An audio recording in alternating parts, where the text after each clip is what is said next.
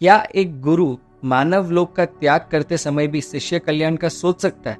और क्या एक शिष्य अपने गुरु के लिए उतना समर्पित रह सकता है कि गुरु की हर आदेश उसके लिए शिरोमणि हो?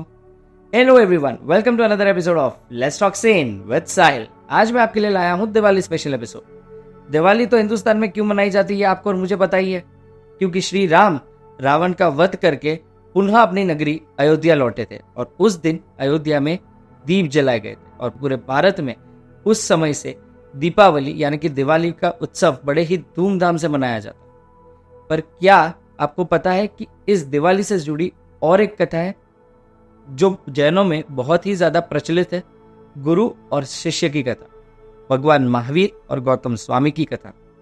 जी हाँ, भगवान महावीर और गौतम स्वामी का जो रिश्ता था वो जन्मों जन्म का था। भगवान महावीर और गौतम स्वामी का एक दूसरे के लिए आदर उतना ज्यादा था कि भगवान महावीर जो भी आदेश देते वे गौतम स्वामी के लिए शिरोमणि हो जाते। और भगवान महावीर ने जब संसार त्याग किया था और उन्होंने संन्यास ग्रहण किया था यानी कि दीक्षा ग्रहण की थी, उस समय पे जब वे संवत्सरण में विराजमान हुए थे तभी उन्होंने प्रवचन यानी कि अपनी पहली देशना देना तब तक शुरू नहीं किया था जब तक गौतम स्वामी वहां पधारे नहीं थे। समवसरण का मतलब होता है समा मतलब जनरल एंड अवसरण मतलब अपॉर्चुनिटीज, मतलब सबको समान अपॉर्चुनिटी दी जाए to hear the preachings of Bhagwan Mahavir. समवसरण 3 floor structure होता है, जहाँ पे जो पहला फ्लोर है वो सिल्वर का होता है, सेकेंड फ्लोर जो है वो गोल्ड का होता है और थर्ड फ्लोर जो है वो डायमंड्स का होता है। एंड वहां पे प्रजा, राजा, रानी, देव, देवी, पशु, पक्षी सब आके समान अपॉर्चुनिटी के साथ बैठते हैं to hear the preachings of lord Mahavir. एक दिन की बात है जब गौतम स्वामी भगवान महावीर के पास गए और उन्होंने भगवान महावीर से पूछा, हे भगवान, मुझे केवल ज्ञान क्यों प्राप्त नहीं हो रहा? केवल ज्ञान मतलब the highest form of knowledge that a soul can attain. एक बार केवल ज्ञान की प्राप्ति होने के बाद एक आत्मा से कुछ भी छुपा नहीं रह सकता। कोई भी ऐसा ज्ञान नहीं है जो उस आत्मा से लुप्त हो सके। वो आत्मा पास्ट, प्रेजेंट, फ्यूचर किसी का भी जान सकती है और इस संसार को उसके असली रूप में देख सकती है। एक बार केवल ज्ञान की प्राप्ति हो उसी के बाद एक आत्मा का मोक्ष संभव है। गौतम स्वामी जो थे उनके सभी शिष्यों को केवल ज्ञान हो चुका था, भगवान महावीर को केवल ज्ञान हो चुका था, पर गौतम स्वामी को केवल ज्ञान हो ही नहीं रहा था। तब भगवान महावीर ने गौतम स्वामी से कहा, हे गौतम, क्योंकि तुम्हारा मोह मेरे लिए उतना ज्यादा प्रबल है, इसकी वजह से तुम्हें केवल ज्ञान की प्राप्ति नहीं हो रही है। और केवल ज्ञान प्राप्त करने के लिए एक आत्मा के मोह और माया के जो बंधन होते हैं उसका टूटना बहुत ही ज्यादा जरूरी है। फिर वो दिन आया जब भगवान महावीर संवत्सरण में प्रवचन दे रहे थे और उन्हें ये ज्ञात हुआ कि अब इस मानव लोक में उनके आखिरी 48 आवर्स बाकी, मतलब 48 आवर्स के बाद वे अपना देह त्याग करके परमानेंटली मोक्ष में विराजमान हो जाएंगे। ये ज्ञात होते ही भगवान महावीर ने छठ का पचकान लिया, यानी कि 48 आवर्स तक कुछ भी ना खाने पीने का निर्णय लिया और कंटिन्यूस अगले 48 आवर्स तक मानव कल्याण के लिए प्रवचन दिया। और वो देशना आज भी उत्तरायण सूत्र और विपाक सूत्र में लिखित रूप में दर्ज है। अपने अंत समय को निकट आता देख भगवान महावीर ने गौतम स्वामी को यह आदेश दिया कि वे नजदीक के गांव में जाके देव शर्मा नाम के एक आदमी को प्रतिबोध करके आए, यानी कि ज्ञान प्रदान करके आए। और उसी आदेश का पालन करते हुए गौतम स्वामी वहां से चले गए। गौतम स्वामी जब प्रतिबोध करके वापस आ रहे थे तब उन्होंने देखा कि कुछ लोग कहीं दौड़ के जा रहे।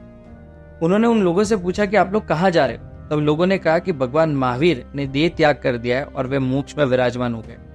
और ये सुन के गौतम स्वामी का हृदय कांप उठा, उनके आंखों से अश्रु बहने लगे और उनकी आत्मा भगवान महावीर को आखिरी बार मिलने के लिए तड़प रही थी। और मन में उनके खाली एक ही बात चल रही थी कि अब मुझे गौतम गौतम करके कौन पुकारेगा, मेरे हर सवाल का जवाब अब कौन देगा। दुनिया में आगे मुझे गौतम बुलाने वाले कई होंगे, पर वो स्नेह जिससे भगवान महावीर उन्हें बुलाते थे, वो स्नेह मुझे कहाँ प्राप्त होगा।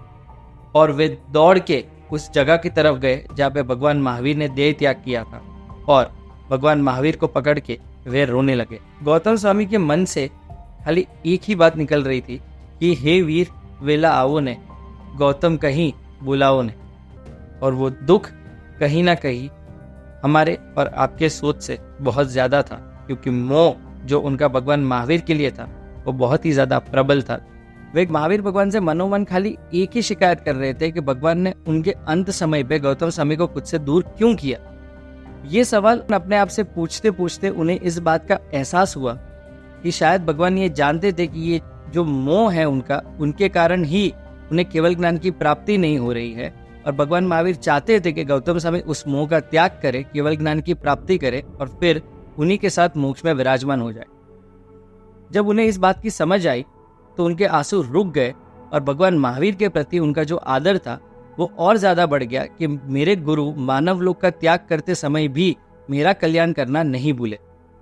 और उसी क्षण उन्हें केवल ज्ञान की प्राप्ति हुई। दिवाली ही वो दिन है जब भगवान महावीर ने देह त्याग किया और मोक्ष में विराजमान हुए और गौतम स्वामी को केवल ज्ञान की प्राप्ति हुई।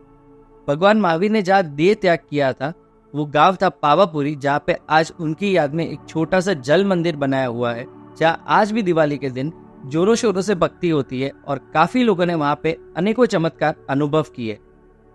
दिवाली के दिन क्योंकि भगवान महावीर ने छठ यानी कि 48 आवर्स का उपवास किया था, आज भी जैन दिवाली के 2 दिन 48 आवर्स का उपवास करते हैं और ऐसा माना जाता है कि इसी दिन अगर उपवास किया तो 1 लाख करोड़ छठ के फल की प्राप्ति होती है। आपको ये हमारा एपिसोड कैसा लगा हमें कमेंट सेक्शन में जरूर बताएं। आप कभी पावापुरी दिवाली के दिन गए हैं कि नहीं, और आपका एक्सपीरियंस कैसा रहा है वो भी हमें कमेंट सेक्शन में जरूर बताएं। हम आएंगे ऐसे ही दूसरे एपिसोड्स के साथ on let's talk sense with Sahil. तब तक के लिए आप सबको शुभ दीपावली।